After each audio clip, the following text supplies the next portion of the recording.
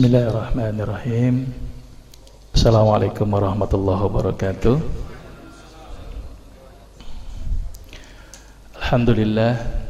Alhamdulillahi rabbil alamin. Allahumma sholli ala Muhammad wa ala ali Muhammad. Kita bersyukur pada siang hari ini jantung kita masih bisa berdetak. Dan kita bersyukur juga pada hari ini kita masih bisa bernafas. Saya punya pasien itu satu hari itu menghabiskan 700.000 untuk membeli oksigen, sehingga dia satu bulannya mengeluarkan uang 21 juta untuk oksigen saja. Jadi kalau kita sekarang ini masih bisa bernafas, berarti sama aja kita dapat duit 21 juta Pak setiap bulan ya. Dan alhamdulillah juga pada hari ini keimanan kita masih dalam nuansa Islam, dalam bimbingan Allah, dan yang paling penting hidayah Allah mudah-mudahan selalu menyertai kita. Salawat serta salam kita sampaikan kepada junjungan kita Rasulullah sallallahu alaihi wasallam, dan juga para keluarga, para sahabat, para tabi'in, dan juga pengikutnya yang setia. Mudah-mudahan yang hadir di sini bisa mendapat syafaatnya. Amin ya rabbal alamin. Baik, materi kita kali ini tentang apa ini? Tentang senyum ya. Harusnya dimulai dari awal dulu nih. Kenapa kita harus belajar Nabi dulu nih, belajar pengobatan Nabi sebelum masuk ke senyum gitu ya. Tapi nggak apa-apa, ini sedikit dulu prolog. Ini ada sebuah hadis.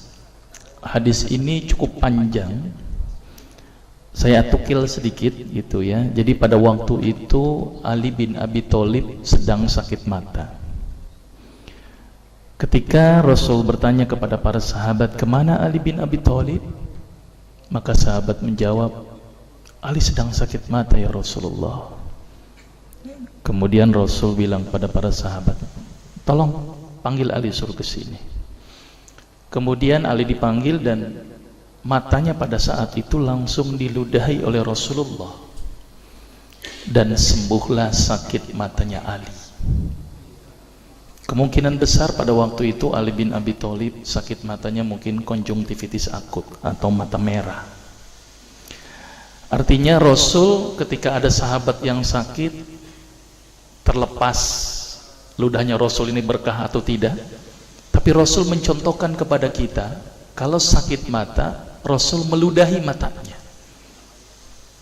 Saya pengen mempraktekkan hadis ini, ternyata tidak ada satu pasien pun yang mau saya ludahin ternyata. Repot ternyata ya.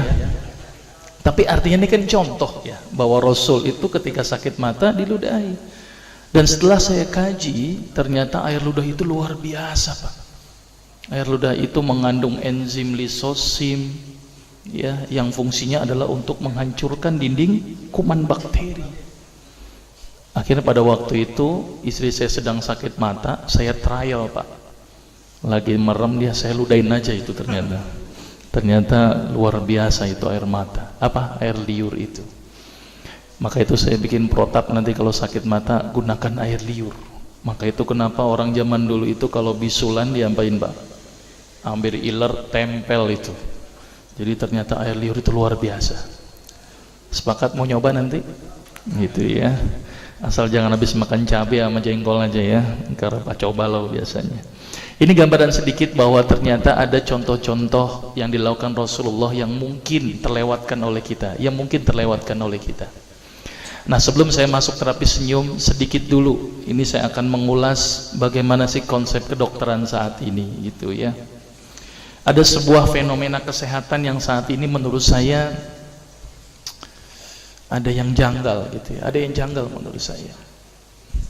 Coba Bapak perhatikan sekarang. Dokter makin banyak, klinik makin banyak, rumah sakit apalagi. Seharusnya dokter semakin banyak, orang sehat harus gimana? Harus banyak. Tapi apa kenyataan pada saat ini? Dokter banyak, klinik banyak, rumah sakit banyak, orang sakit banyak. Ini yang salah siapa nih Pak? Dokternya atau pasiennya, Pak? Siapa yang salah kalau gini, Pak? Karena saya dokter, saya salahin pasiennya. Itu ya, adil ya. Ternyata pasien itu makhluk yang pasrah menurut saya. Semua yang diresepkan dokter ditelan itu tanpa mereka tahu apa ya obat yang mereka minum. Sampai-sampai kalau saya punya pikiran negatif nih, Pak, saya tulis aja racun tikus, saya yakin ditelan tuh sama pasien. Karena ternyata pasien itu makhluk yang pasrah. Ini yang menurut saya cukup menggelitik, nih ada apa di sini? Kenapa kok umat Islam sekarang ini berbeda dengan zaman Rasulullah pada waktu itu? Sampai ada seorang tabib praktek di Madinah selama kurang lebih 2 tahun itu nggak ada pasiennya. Kenapa kok berbeda sekarang dengan umat Islam zaman sekarang? Ini ada sesuatu yang salah menurut saya. Ada sesuatu yang salah menurut saya. Kenapa kok berbeda? Kita nggak usah jauh-jauh masalah kesehatan, masalah keseharian kita saja itu ternyata sudah terjadi perbedaan yang luar biasa yang berhubungan dengan masalah kesehatan. Contoh, saya contohkan. Saya mau nanya sama Bapak di sini. Sikat gigi sehari berapa kali, Pak? 2 kali, 1 kali. Ini mana yang benar ini ya? Kata dokter gigi nih, Pak, kata dokter gigi, sikat gigi sesudah makan dan sebelum tidur. Sepakat? Sepakat? Sepakat? Sepakat. Karena saya kalau disebut teman-teman tuh dokter Agus tuh dokter sesat gitu katanya. Saya nggak sepakat, Pak. Karena kenapa? Rasul bilang gimana dalam hadisnya? Jika tidak saja memberatkan umatku, sudah pasti akan aku wajibkan kepada umatku untuk bersiwak atau sikat gigi setiap kali wudhu. Berarti berapa kali? 5 kali. Ini kira-kira ngikutin dokter gigi atau ngikutin Rasul? Ayo, ngikutin dokter gigi apa Rasul? Rasul. Berarti mulai besok sikat giginya 5 kali. Sepakat ya? Sepakat loh ya. Artinya apa? Artinya ada perbedaan dalam konsep kesehatan. Saya melihat ini hal yang sederhananya sudah berbeda. Contoh lagi misalnya, makan sehari berapa kali? 3 kali ya, katanya 3 kali. Padahal nih ada yang mengatakan bahwa makan sebelum lapar, berhenti sebelum kenyang. Berapa kali berarti? Terserah perut mau berapa kali. Kapan dia lapar dia makan, kapan dia kenyang dia berhenti. Jadi patokan makan berapa kali sehari? Tidak 3 kali, terserah perut. Kalau ada orang yang gemuk makannya 10 kali silakan saja, tapi berlebihan jadinya. Jadi patokan 3 kali sebenarnya dalam Islam itu tidak ada sebenarnya. Contoh lagi, penyakit diabetes, penyakit darah tinggi tidak ada obatnya dan harus minum obat seumur hidup. Padahal Rasul bilang gimana? Likulli da'in dawa. Setiap penyakit ada obatnya. Ini hal-hal yang paling mendasar. Kenapa kok ada sesuatu yang aneh? Maka itu saya sempat berpikir, ini jangan-jangan ini ada sebuah kesalahan dalam diri saya. Maka itu saya setelah lulus dokter, saya melanjutkan kuliah lagi, tapi tidak ngambil spesialis gitu ya. Jadi saya ngambil kuliah lagi jurusan tafsir hadis gitu ya. Teman-teman bilang sesat, biarin sajalah gitu ya. Tapi ternyata ketika belajar hadis itu banyak sesuatu yang menurut saya luar biasa yang tidak pernah dikupas. Ya, ilmu kesehatan yang luar biasa tetapi tidak pernah dikupas. Tapi alhamdulillah juga sampai saat ini juga nggak lulus-lulus gitu ya. Ternyata belajarnya juga cukup susah gitu ya. Karena syarat naik peringkat tuh harus ngapal beberapa juz. Ternyata saya nggak hafal-hafal itu. Saya cuman ngafal juz 30 aja nggak rampung-rampung gitu ya. Jadi boro-boro 30 juz ya. Ternyata memang cukup berat menghafal Quran.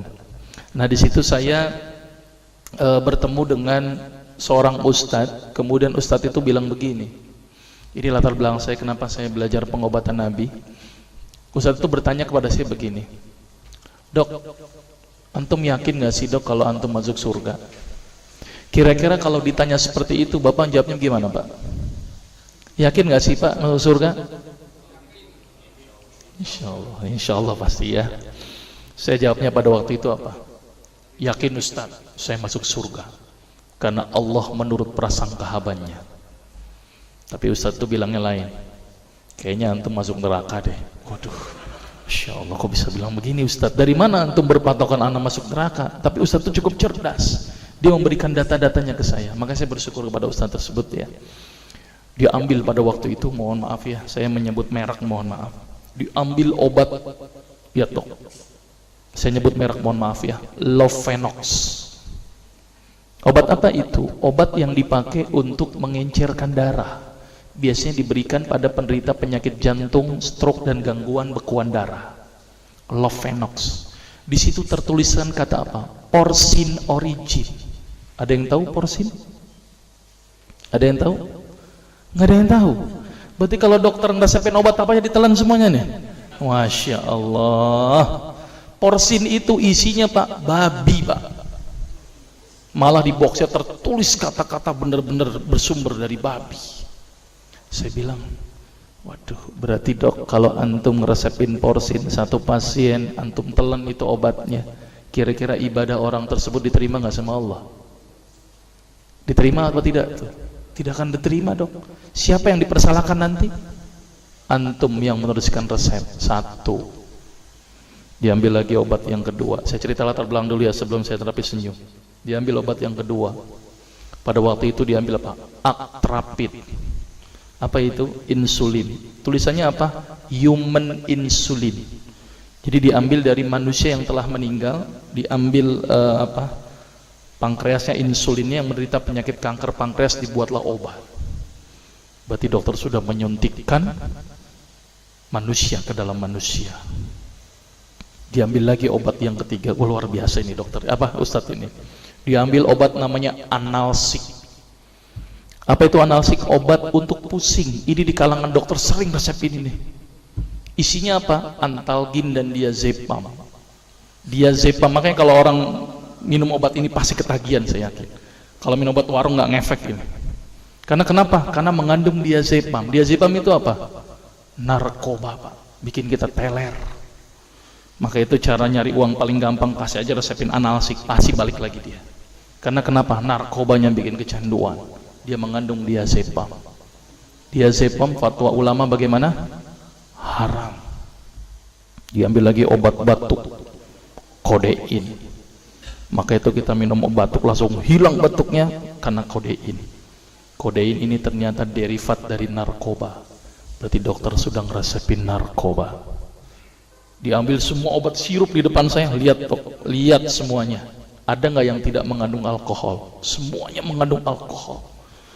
Sampai saya pikir, Masya Allah, berapa ribu pasien yang telah saya resepkan obat-obatan haram tersebut. Ini yang menjadi kegelisahan saya Pak. Maka itu saya beda haluan, kemudian belajar hadis, walaupun gak lulus-lulus biarin, gak apa-apa. Terus kemudian saya melihat ada sesuatu yang salah. Kenapa? Karena agama Islam tidak dipelajari secara benar. Banyak umat Islam saat ini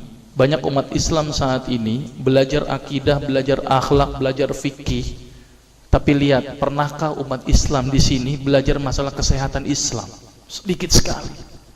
Kajian-kajian tentang kedokteran Islam hampir tidak ada. Makanya tidak heran sekarang umat Islam yang notabene hebat menurut saya katanya, tapi ternyata banyak yang sakit karena dilupakan aspek ini. Mudah-mudahan ini menjadi awalan kita untuk mengkaji, karena kajian ini rutin Pak. Jadi saya mengisi kaji di beberapa kantor di Jakarta itu per kali pertemuan, per hadis.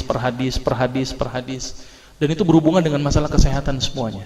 Jadi ternyata Allah ini menurunkan ibadah, memerintahkan kita untuk sholat, puasa, tahajud, semuanya ini bukan untuk kepentingan Allah Pak. Allah nggak butuh sholat kita, Allah tidak butuh puasa kita.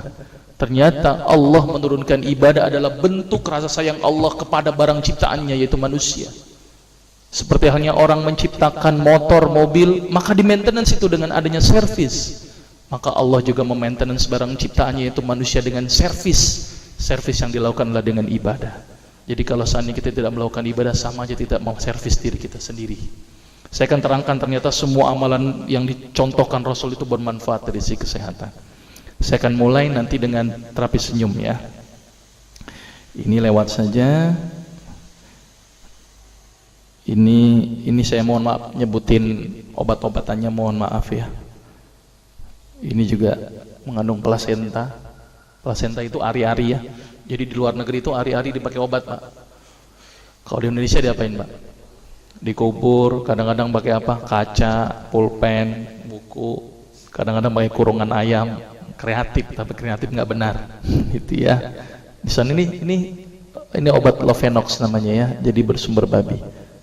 Ini yang mengandung narkoba.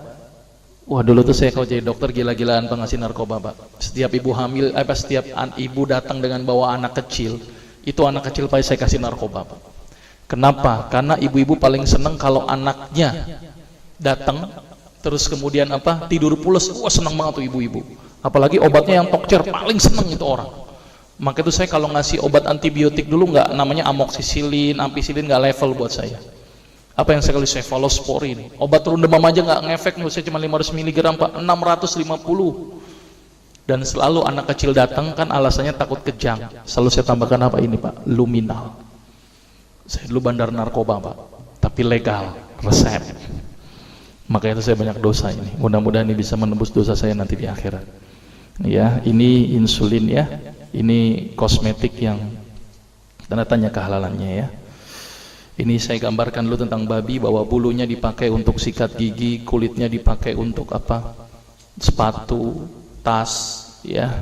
Tulangnya dipakai untuk tambalan gigi, jadi hati-hati kalau nambal gigi, tanya dulu sama dokter gigi halal atau haram. Ya, lemaknya dipakai untuk bahan makanan, dagingnya dipakai untuk dendeng dan abon dari babi. Nah, ini gambaran sedikit, ya. Dan saya termasuk salah satu korbannya. Intinya babi banyak manfaat, Pak. Ya. Ini sedikit mungkin ada yang mengenal, tapi saya ulas sedikit bahwa ternyata ini panduan sepatu yang dari kulit babi itu ada bintik-bintik segitiga. Nah, saya pernah beli sepatu begini nih, iya. Jadi nanti kalau sepatunya ada bintik-bintik segitiga, pulangnya nyeker aja deh Pak, gitu ya. Nah, kita tidak boleh diam, kita punya sebuah pengobatan ya. Saya langsung aja ke kajian dulu, nanti takutnya nggak keburu. Kita mulai ke kajian ilmiah pengobatan Nabi. Ya, mohon maaf, ada yang mirip? Ada ya. Pesan sponsor dulu nih. Bapak tahu kera ya, semuanya saya yakin tahu. Tangan penuh, kaki penuh, tembolok penuh, dia masih ngerebut punya orang lain. Kira-kira harus dicontoh nggak nih kera? Perilakunya jangan dicontoh juga nih yang kayak begini. Jangan menjadi orang yang rakus, gitu ya. Tapi ternyata saya melihat ada perilaku kera yang sangat luar biasa, sangat luar biasa. Coba lihat Bapak ya, anak-anak zaman dulu umur 9 bulan sudah bisa jalan. Anak-anak zaman sekarang 12 bulan itu baru bisa berdiri dan mulai jalan. Kenapa terjadi degradasi? Kenapa orang zaman dulu gampang jalan, anak zaman sekarang kok mulai sedikit sulit untuk jalan? Ternyata anak-anak sekarang makanan yang pertama kali diberikan ketika umur 4-6 bulan apa? Promina, Sun, Nestle. Coba anak zaman dulu, apa yang pertama kali diberikan? Pisang Pak. Orang zaman dulu itu pisang dikasih. Maka itu tidak heran kenapa anak monyet habis lahiran itu langsung bisa gelantungan Pak. Kenapa bisa seperti itu? Oh, ternyata pisang itu luar biasa menyebabkan kontraksi otot menjadi luar biasa. Maka itu kalau anak kita pengen cepat jalan dan ototnya bagus, perbanyaklah makan pisang. Dan ternyata pisang itu tinggi kalium yang berperan penting untuk mengontrol tensi. Maka itu tidak pernah saya temukan satu riwayat pun atau suatu berita pun bahwa monyet kena serangan stroke. Nggak ada Pak. Kenapa Pak? Karena ternyata pisang tinggi kalium yang mencegah dari penyakit darah tinggi. Dan pisang ini diabadikan oleh Allah dalam surat Al-Waqiah, bahwa di dalam surga itu ada pohon pisang yang bersusun-susun. Jadi mulai sekarang doyanlah makan pisang ya. Saya paling senang perilakunya seperti perilaku ini, ada monyet ada singa ya, walaupun ada kambing di depan nggak makan. Tapi saya lebih senang dengan perilaku lebah. Coba lihat perilaku lebah. Kalau kita nyari uang untuk siapa Pak? Diri kita dan keluarga kita. Harimau nyari makan juga untuk dirinya dan keluarganya. Tapi coba lebah nyari madu untuk siapa Pak? Untuk orang lain Pak. Saya bilang luar biasa ini makhluk. Maka itu diabadikan oleh Allah di dalam Al-Quran. Dia itu nyari madu bukan untuk dirinya Pak. Banting tulang dari pagi sampai malam. Mohon maaf, lebah nggak mungkin pulang malam. Itu ya, pulangnya sore dia. Dari pagi sampai sore dia mengumpulkan madu bukan untuk dirinya Pak, untuk orang lain. Dia mengambil madu satu bagian dicampur dengan polen untuk makanannya. Jadi kalau saya bikin skala nih, dia ngumpulin madu itu 10, satu bagian untuk campuran polen, 9 bagian untuk orang lain. Jadi kalau kita ngikutin perilaku lebah Pak, punya gaji 10 juta, 9 juta diinfakkan, 1 juta dipakai. Sepakat? Pak, sepakat? Sepakat apa tidak? Kok ragu banget di sini ya? Mudah-mudahan terwujud Pak, tapi gajinya 100 juta aja dong. 90 juta diinfakkan, 10 juta dipakai. Sepakat ya? Sepakat. Maka saya doakan mudah-mudahan di sini gajinya 100 juta semuanya. Itu ya, amin ya. Mudah-mudahan bermanfaat. Satu lagi nih sebelum saya masuk ke senyum, konsep pengobatan di dunia ini saya coba kategorikan menjadi 3. Ini kategori saya. Kedokteran konvensional ini adalah rekayasa manusia. Ada kedokteran, itu kan riset, penelitian, terbentuklah kedokteran konvensional yang kita kenal saat ini. Tapi juga tidak kita tafikan, ada pengobatan alami, ada yang namanya akupunktur, itu gara-gara orang nginjek duri, kok sembuh, terbentuklah titik-titik akupunktur. Ada di India, terkenal dengan nama Ayurveda, pernah dengar ya?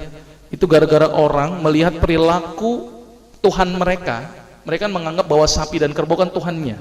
Dilihatlah perilakunya dan diikutilah oleh pengikut-pengikutnya. Maka itu di India itu ada sebuah pengobatan yang namanya mat terapi. Apa itu? Terapi rendam lumpur. Itu gara-gara apa Pak? Gara-gara ngelihat kerbau rendam lumpur sehat-sehat. Akhirnya mereka ikut rendam lumpur. Yang terkenal dengan namanya mat terapi. Di Sri Lanka itu ada namanya naturopathy. Di Inggris ada namanya homeopathy. Pertanyaan saya Pak, di Indonesia apa Pak? Pengobatan alaminya Pak? Apa? Saya bangga menceritakan pengobatan ini ketika saya kemarin ceramah ke Malaysia dan Singapura dan mereka tidak pernah mengenal pengobatan yang dilakukan di Indonesia. Dan saya bangga sekali dengan pengobatan ini. Bapak tahu apa? Kerokan Pak. Dan saya bangga sekali dan saya yakin tidak ada di Amerika, di Jepang, di Cina, saya yakin nggak ada di kerokan Pak. Dan saya bangga dengan kerokan. Mudah-mudahan tidak dipatenkan oleh Jepang lagi Pak. Mudah-mudahan. Dan kerokannya luar biasa loh Pak. Mohon maaf di sini, ada yang senang kerokan atau tidak? Ya. Banyak dokter bilang kerokan nggak bagus. Wow bahaya itu, merusak pori-pori, bikin ketagihan macam-macam. Ini ketahuan dokternya nggak belajar kerok terapi ini ya. Saya ngomong kerokan dulu sebentar ya. Kerokan dulu penting menurut saya ini. Saya jangan sampai hilang nih kebudayaan kita ini. Saya kalau ke luar negeri bangga menceritakan ini. Mudah-mudahan di sini pun juga harus bangga dengan kerokan. Anak saya kalau sakitnya saya kerok, anak saya kalau sakit itu saya kerok, saya tempelin bawang. Saya lebih senang dengan cara-cara alami. Saya cerita sedikit tentang kerokan. Kerokan ini ternyata diteliti oleh seorang peneliti dari Jepang. Orang Jepang datang ke Indonesia meneliti perilaku binatang, tapi ternyata dalam penelitiannya itu dia melihat perilaku orang Indonesia aneh-aneh. Di Jepang orang gambar tato wajar, tapi orang Indonesia gambar tato tengah bolong hari di punggungnya, kan bingung mereka. Ini ada apa ini orang Indonesia kok gambar tatoan seperti ini? Ditanya, ini bukan tato, ini adalah pengobatan. Memang dasar orang Jepang tuh kalau ada yang aneh-aneh langsung diteliti. Akhirnya diteliti itu orang yang dikerok sama orang yang sebelum dikerok, diambil darahnya, dilihat dengan mikroskop, ternyata makrofag orang yang dikerok itu lebih aktif dalam makanin kuman. Terus kemudian orang yang dikerok diukur BMR-nya, basal metabolism rate-nya, dilihat dari keringetnya, dari nadinya meningkat apa tidak, ternyata meningkat Pak. Jadi ternyata orang di kerok itu bagus meningkatkan BMR. Apa tuh? Basal metabolism rate. Jadi kalau orang demam, demamnya cepat hilang. Orang yang nggak selera makan jadi selera makan. Luar biasa itu penelitiannya. Tapi ada syaratnya Pak. Ini yang cukup penting. Ternyata ini ngomong kerok nggak apa-apa ya sedikit ya. Kerokan tidak boleh menggunakan logam. Itu yang bikin jelek Pak. Pakai apa Dok? Bawang merah. Orang bilang nggak terasa, bodoh amat, yang penting bawang merah. Yang kedua, ini cukup penting, kerokan tidak berpatokan kepada gosong Pak. Selama ini kita kalau kerokan kan kalau belum gosong belum pindah-pindah kan, kerok terus baru pindah lagi kan, ini nggak bener ini Pak. Ya cukup 3-5 kali selesai. Yang ketiga, selama ini kita kerokan tuh asal-asalan Pak. Asal gambar tulang ikan jadi kan gitu kan. Padahal itu ada aturannya Pak, harus di sela-sela iga, tulang atas, tulang bawah di tengahnya. Kalau bisa agak mepet ke tulang atas, karena itu tempat keluarnya arteri, vena, dan nervus costae. Jadi itu luar biasa, dan dikerok itu bukan sekali aja Pak, sehari bisa 3 kali. Dan saya bangga dengan kerok ini. Mudah-mudahan tidak hilang di muka Indonesia ini, di bumi ini. Sepakat Pak kerokan? Ya, saya kalau setiap ceramah-ceramah saya tampilkan kerokan terus. Dan saya bangga. Di Malaysia tetangga kita aja nggak ada yang kerokan Pak. Ya, jadi kita harus bangga itu. Dan satu lagi adalah pengobatan Nabi. Kita akan bahas sekarang. Ya. Kita akan bahas satu persatu. Senyum. Katanya materinya senyum sekarang. Ada sebuah hadis yang mengatakan tabassumuka fi wajhi akhika shadaqah, dan seterusnya. Senyummu di hadapan saudaramu adalah sedekah. Berarti senyum dengan sedekah ini erat kaitannya. Kalau kita pengen sedekah nggak punya duit Pak, senyum itu sama aja dengan kita sedekah. Sepakat? Saya punya pasien, saya mau cerita dulu. Pasien saya ini kebenaran kepala pas pampres, bukan periode yang sekarang. Saya cerita, saya nggak sebut-sebut yang lama. Kepala pas pampres beberapa periode yang lalu datang ke saya, dok, saya ini sakit darah tinggi dok, tensi saya normal sekarang, tapi saya harus minum obat seumur hidup dok. Obatnya kaptopril. Saya bosan minum obat ini. Bisa nggak dok saya nggak minum obat ini? Saya pada waktu itu terkenal sebagai terkun Pak, dokter plus dukun itu ya. Jadi datang ke saya pengen nggak pakai obat. Saya bilang ke bapak itu, baik Pak, kita coba. Obat saya stop, saya kasih apa? Timun, seledri, bawang putih, pisang raja, kurma. Pulang Pak, kontrol lagi minggu depan. Apa yang terjadi setelah minggu depan? Tensinya tambah naik Pak. Dokter gimana sih dok? Bukannya stabil kok malah naik. Kenapa ini dok? Wah, saya ngeliat tampangnya udah serem banget itu kan. Yaudah deh Pak, saya coba lagi, dosis saya naikkan Pak. Timun dinaikkan, bawang putih dinaikkan, pisang raja dinaikkan, kurma dinaikkan. Orang bilang belenger nih orang gitu ya. Kontrol lagi Pak minggu depan. Apa yang terjadi Pak? Setelah minggu depan tensi tidak turun-turun. Saya pada waktu itu sempat hopeless. Aduh, harus gimana lagi? Dan bapak itu bilang ke saya, ini real pengalaman saya ketika praktek, dan real saya menggunakan terapi ini adalah pasien pertama saya. Saya pada waktu bilang ke bapak itu begini. Tapi sebelum bapak itu bilang ke saya, dok, ini udah nggak berhasil dok. Apakah saya harus kembali ke kaptopril lagi? Tapi sama aja dong, percuma kalau saya harus kembali ke kaptopril lagi. Saya bilang ke bapak itu, Pak, saya sebenarnya punya sebuah pengobatan. Pengobatan ini belum pernah saya gunakan Pak. Jadi kalau bapak mau Pak, bapak adalah pasien pertama saya yang mau saya coba dengan terapi ini Pak. Daripada bawa pulang nggak bawa apa-apa, kalau bapak pun mau. Dia mikir, ya udah dok, daripada saya pulang nggak bawa apa-apa, boleh deh saya coba. Ini luar biasa ini ya. Akhirnya saya bilang kepada bapak itu, baik Pak, saya coba terapi ini. Kalau 2 minggu tidak ada perubahan, bapak nggak usah ketemu saya lagi. Tetapi kalau bapak ada perubahan setelah 2 minggu, tolong Pak ketemu saya lagi selama 2 minggu. Tapi kalau tidak ada perubahan Pak, bapak nggak usah ketemu saya lagi, berarti saya gagal. Dia mikir berapa saat. Baik dok, apa terapinya? Sederhana Pak pada waktu itu. Saya suruh apa bapak itu? Siap dok, apa yang dokter lakukan?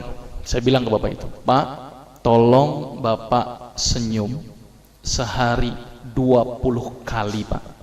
Dan setiap kali senyum selama 20 detik. Gila nih kali dokter ya. Bukan dikasih obat malah dikali senyum gitu ya. Sudah Pak, jalankan saja. Kalau tidak sembuh nggak usah ketemu saya lagi, tapi kalau sembuh tolong 2 minggu ketemu saya lagi. Dia mikir, baik dok, tapi bagaimana kalau saya tidak bisa senyum? Ya udah Pak, ngelihat kaca senyum sendiri, saya suruh begitu. Ini jujur saja, ini kasus pertama saya, dan saya waktu itu nekat saja karena saya sudah hopeless, harus bagaimana lagi kan, daripada dia tidak mau kembali ke kaptopril. Akhirnya di luar perkiraan saya Pak. Ternyata bapak yang kepala pas pampres itu datang ke saya lagi pada waktu 2 minggu kemudian sambil senyum-senyum. Berarti kesimpulannya apa? Sembuh, Pak.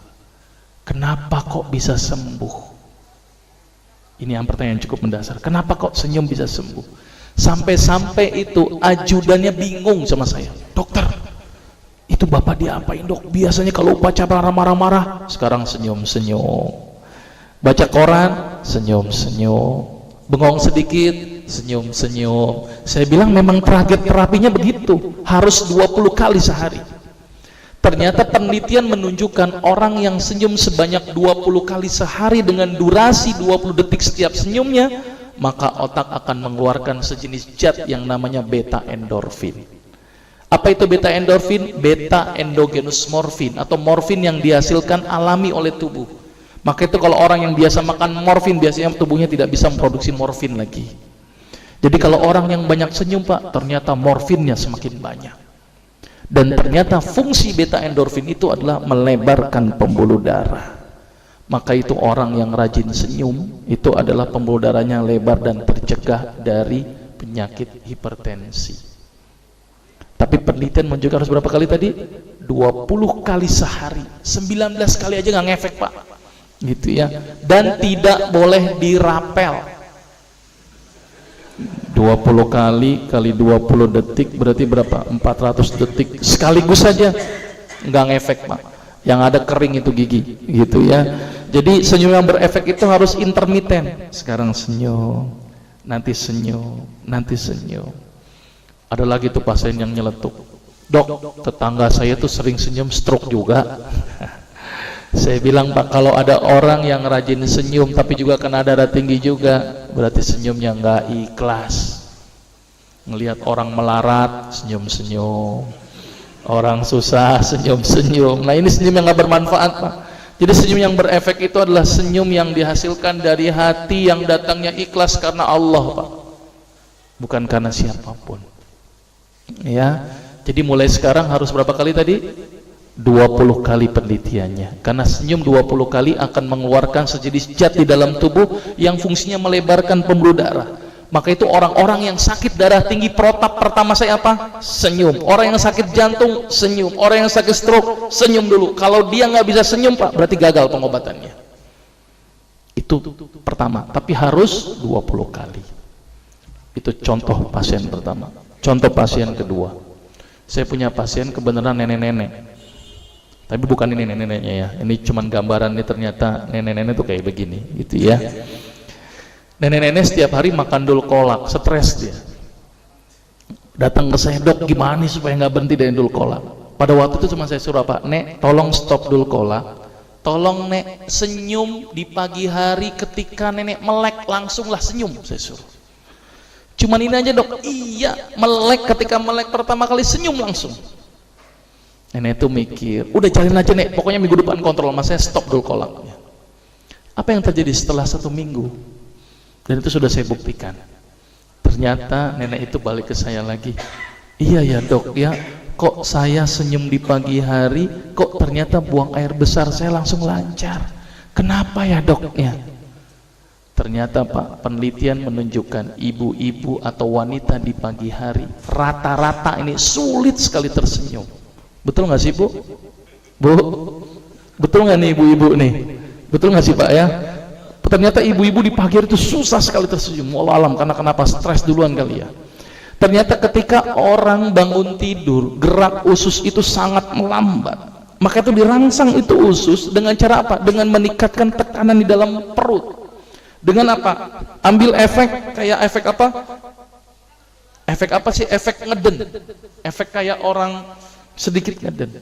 Ketika kita senyum, apa yang terjadi? Akan bikin kontraksi ini ngeden. Coba kalau Bapak senyum, ketawa dikit deh. Kan agak bikin ngeden sedikit, Pak. Nah, ketika orang yang pagi hari melek kemudian senyum, akan menyebabkan tekanan di perut meningkat, relaksasi akan timbul, sehingga akan menyebabkan peristaltik usus menjadi lancar. Maka itu orang yang senyum di pagi hari akan memperlancar buang air besar. Dan ciri-ciri orang yang banyak senyum, Pak, mohon maaf, biasanya banyak kentutnya, Pak. Kenapa Pak? Karena peristaltiknya aktif. Kenapa beri aktif? Karena memang dia memacu. Makanya itu kalau sekarang nanti ini ada yang senyum gitu ya, ternyata ada buang gas gitu ya, itu berarti sehat, alhamdulillah ya. Dan ternyata image buang gas itu image-nya buruk sekali ternyata ya. Padahal Bapak tahu nggak, selama ini kalau sebelah kita lagi buang gas, kita ngapain tuh Pak? Ngomel-ngomel minta karuan, kurang ajar. Padahal Bapak tahu nggak, gas yang dihasilkan oleh kita ketika terbuang itu gas apa? Tahu nggak? Pak, tahu nggak gas apa itu? Nggak tahu ya? Masya Allah, kalau Bapak tahu Pak, pasti bermanfaat sekali loh Pak. Bapak tahu gasnya apa? Gas H2S. Apa itu H2S? Hidrogen sulfida. Sulfida itu apa Pak? Sulfur. Sulfur itu apa? Belerang. Belerang dipakai untuk apa Pak? Untuk antiseptik kulit. Maka itu ada orang yang mandi belerang ketika kulitnya sakit kulit. Maka itu tidak heran Pak. Maka itu kenapa kalau kita lagi pilek nyium kentut kan langsung plong itu Pak. Kenapa Pak bisa seperti itu Pak? Karena yang dihirup itu tadi apa? H2S Pak. Jadi kalau misalnya ada yang sebelah kentut Pak, menurut saya, ini menurut saya Pak, hirup saja itu kentutnya. Gitu Pak. Apa jawaban kita? Alhamdulillah, saya dapat antiseptik gratis. Sebelah kita sehat Pak. Bapak tahu nggak, gara-gara orang nggak bisa kentut operasi Pak. Orang habis dioperasi nunggu pindah ruangan, nungguin apa Pak? Nungguin kentut. Maka itu cuma nggak ada doanya saja ini Pak. Ya, jadi kalau seandainya kita masih bisa buang angin saat ini, bersyukurlah kepada Allah. Dan bersyukurlah juga orang yang menghirup di dekatnya. Karena tidak mungkin orang yang menghirup kentut kemudian meninggal. Saya garansi nggak mungkin meninggal Pak. Yang ada itu bermanfaat Pak. Sepakat Pak? Mulai sekarang? Gitu ya. Jadi kalau ada yang sebelah kentut, dihirup saja gitu ya, insya Allah bermanfaat. Baik, sekarang saya akan bicara lagi kenapa ini gas ini cukup penting Pak. Mohon maaf nih, saya cukup penting. Selama ini kita kadang-kadang tidak pernah memperhatikan kesehatan kita Pak. Tidak pernah memperhatikan kesehatan kita. Pernah nggak, saya mau nanya di sini sama Bapak di sini, pernah nggak ketika buang air besar kita memperhatikan apa yang kita buang Pak? Pernah nggak Pak, ketika kita buang air besar kita perhatikan apa yang kita buang? Saya yakin semuanya di sini kalau buang air besar ikhlas, saya yakin, gitu ya, nggak ada yang nggak ikhlas, saya yakin, ya. Tapi ikhlas yang benar itu adalah ikhlas dengan ilmu Pak. Jangan sampai ketika ikhlas tapi kita tidak tahu apa yang kita buang. Pernah nggak Pak, ketika kita buang air besar memperhatikan apa yang kita buang? Karena itu ternyata pencerminan kesehatan kita Pak. Mulai sekarang Pak, nanti pulang dari sini ketika buang air besar, perhatikan Pak 3 komponen ini. Ini ilmu nih, ini ilmu. Jangan disia-siakan itu kotoran lewat begitu saja. Tolong diperhatikan 3 ini. Ini penting nih untuk ilmu Bapak semuanya. Yang pertama Pak, tolong perhatikan bentuknya. Ini ilmu Pak, ini ilmu nih Pak, ini Pak ya, ini bukan bercanda, ini serius ini. Perhatikan bentuknya Pak. Enggak, ini serius Pak, ini serius Pak. Perhatikan bentuknya. Bapak tahu bentuknya seperti apa? Baik, bentuk itu harus silinder Pak. Karena ada pasien yang salah satu ciri-cirinya ini, dia menderita penyakit kanker kolon, kanker usus besar. Ciri-cirinya apa Pak? Kalau buang air besar kotorannya seperti kotoran kambing. Jadi kalau udah mulai kambing dia peletuk dikit, peletuk dikit, peletuk dikit, jangan-jangan kita menderita penyakit kanker kolon.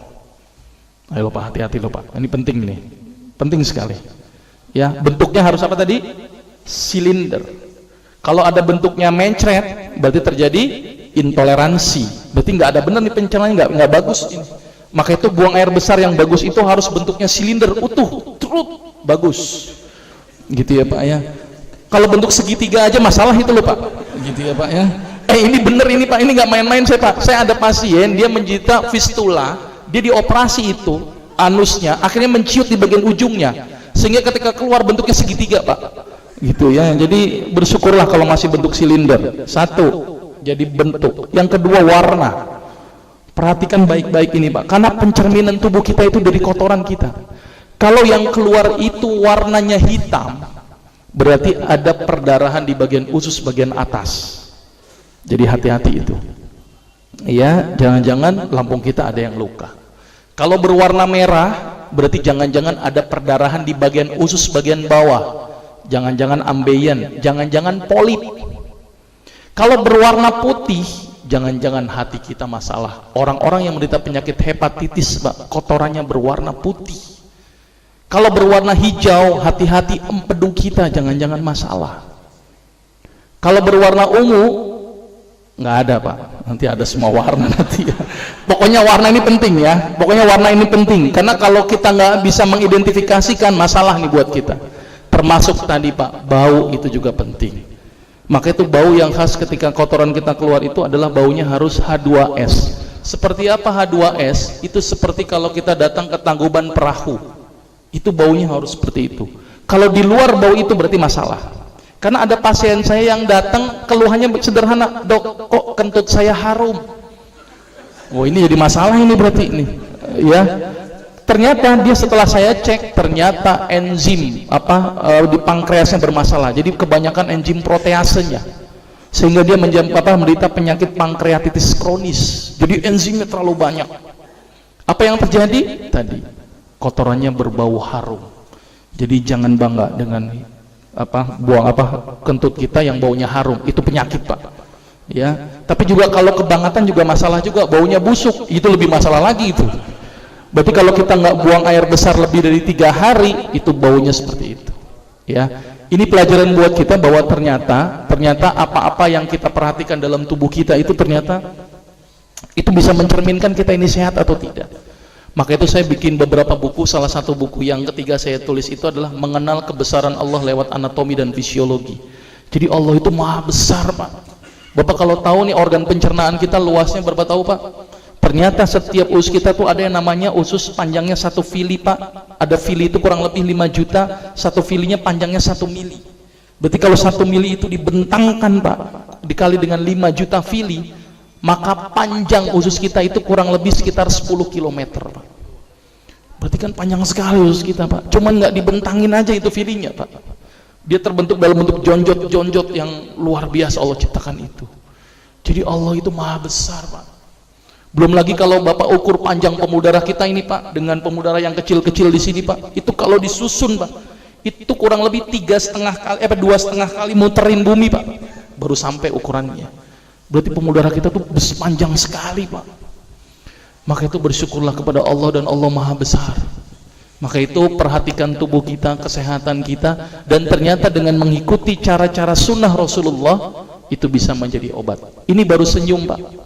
Ternyata senyum bisa mengaktifkan beta endorfin. Ditambah lagi, Pak, senyum memperlancar buang air besar. Ditambah lagi senyum menyebabkan kita menjadi lebih cantik dan ganteng menurut saya, Pak. Ditambah lagi orang yang senyum mendatangkan rizki, Pak. Kenapa, Pak? Kalau kita minta duit sambil marah-marah nggak jadi orang ngasih duit, Pak. Tapi kalau kita sambil senyum terus rendah hati, pasti dikasih duit, Pak. Jadi mulai sekarang rajinlah untuk tersenyum. Berapa kali, Pak? 20 kali. Mulai dihitung sekarang. Karena kalau 19 kali aja nggak ngefek itu, Pak. Ya, saya ingatkan, Pak, ya, 20 kali kali 20 detik. Gitu ya. Waktu saya masih ada atau tidak? Masih ada atau tidak? Sampai jam berapa? Takutnya kelewatan. Atau kita tanya jawab, nanti dilanjutkan pada pertemuan yang akan datang. Tidurnya Rasulullah, makannya Rasulullah, pakai bajunya Rasulullah, kenapa Rasul gondrong, kenapa Rasul macam-macam, itu ternyata semua bermanfaat dari sisi kesehatan. Senyumnya aja mencegah darah tinggi, senyumnya aja hemat kalium, senyumnya saja memperlancar buang air besar. Itu baru senyum doang itu. Sedangkan Rasulullah adalah sesosok Nabi yang paling banyak senyumnya. Ini sampai ada hadis, ya. Ya, aku tidak pernah melihat seorang yang paling banyak senyumnya selain Rasulullah SAW. Jadi mulai sekarang tersenyumlah. Diomelin bos, senyum-senyum saja. Ditagih hutang, senyum-senyum saja. Banyak hutang, senyum saja. Insya Allah Allah akan memudahkan jalan kita. Dan mohon maaf kalau ada kata-kata yang salah. Saya akhiri. Assalamualaikum warahmatullahi wabarakatuh. Baik, Pak. Tentu saja kalau ada pertanyaan, tapi sebagai penghargaan, kalau ada yang nanya nanti kita kasih, insya Allah kita kasih hadiah. Ada yang mau nanya? Oke, Pak Ali. Waalaikumsalam. Lambung, ya.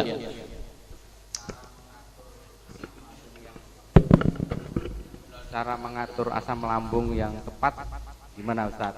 Baik Pak, ini langsung ke penyakit ini ya, kelewatan ini. Nggak apa-apa Pak, mumpung konsul gratis nggak apa-apa sih ya Pak ya.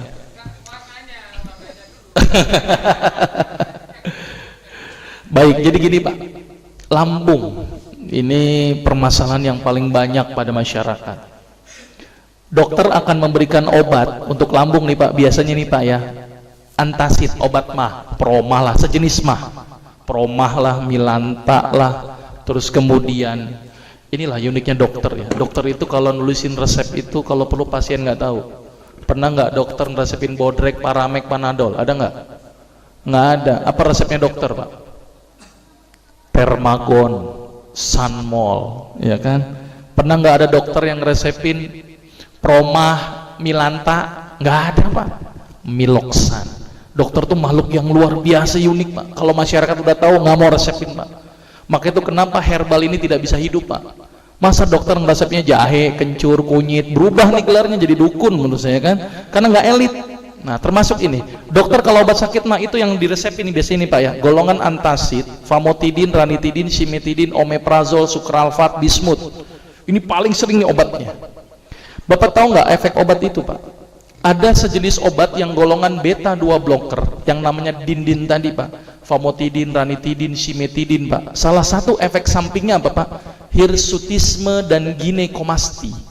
Apa itu hirsutisme dan ginekomasti? Laki-laki jadi kayak perempuan, perempuan jadi kayak laki-laki Pak.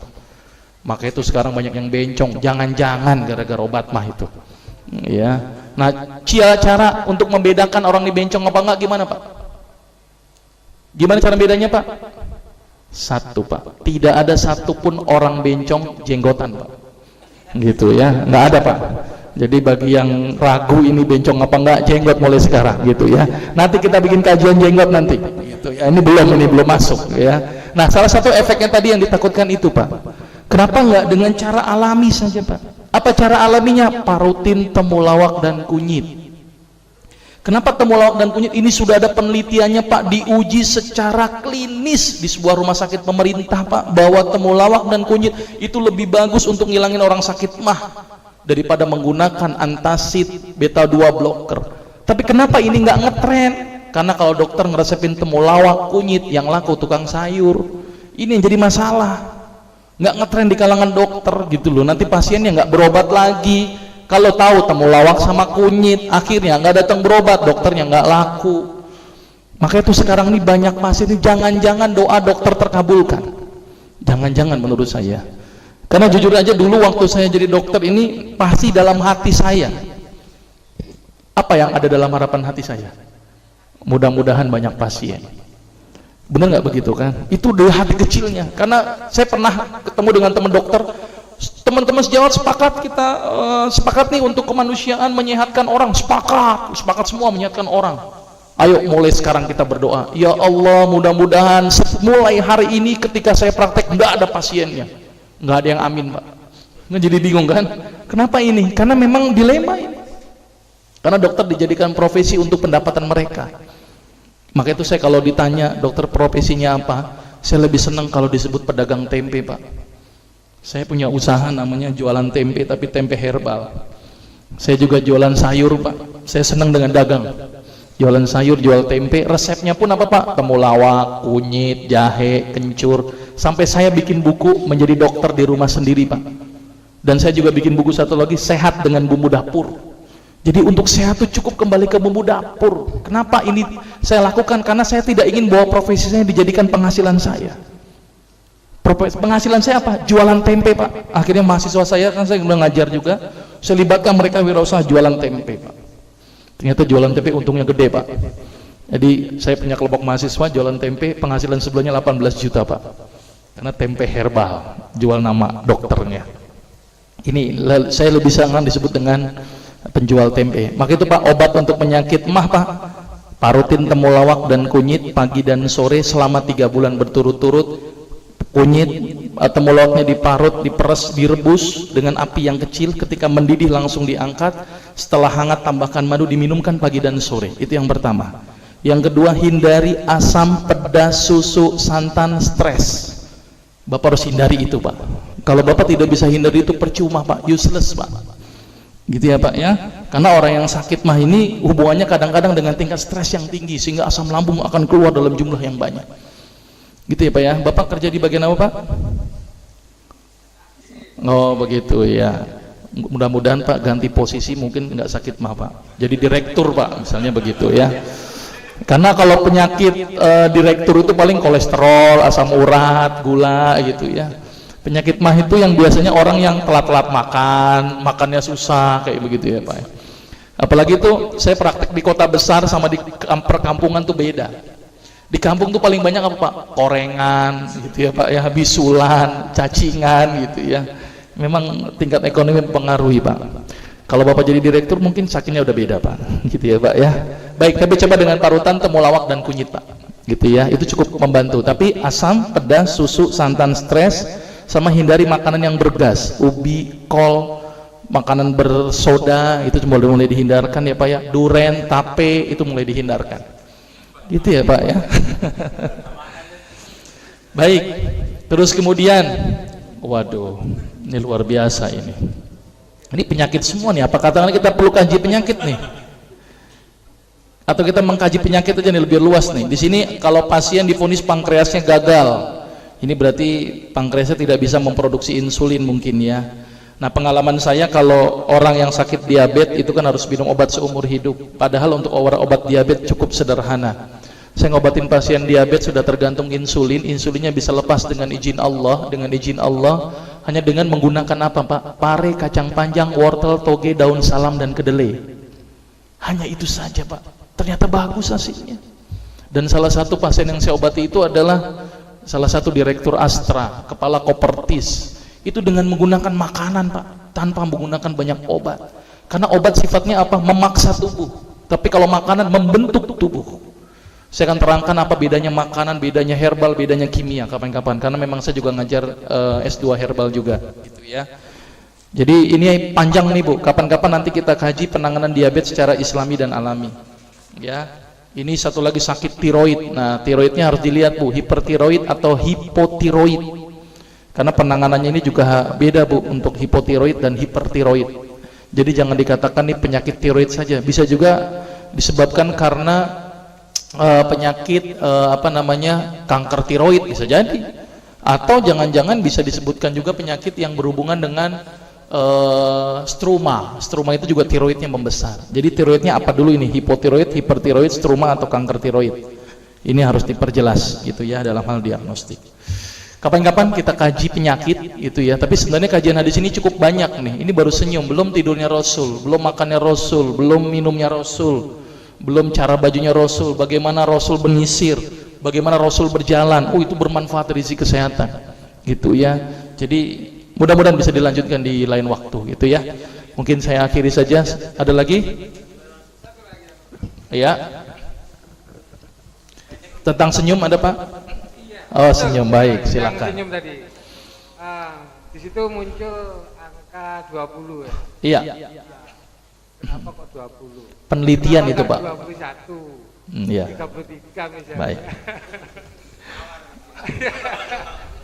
Ya, mungkin barangkali bisa diceritakan. Baik. Angka 20. Baik.